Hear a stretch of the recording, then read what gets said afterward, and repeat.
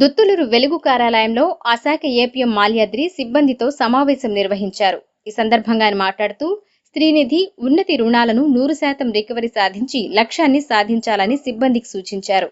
అలాగే ప్రతి నెల తప్పనిసరిగా గ్రామాలలో సమావేశాలు ఏర్పాటు చేసి పొదుపులు, చెల్లింపులు సక్రమంగా నిర్వహించేలా సభ్యులకు అవగాహన కల్పించాలన్నారు.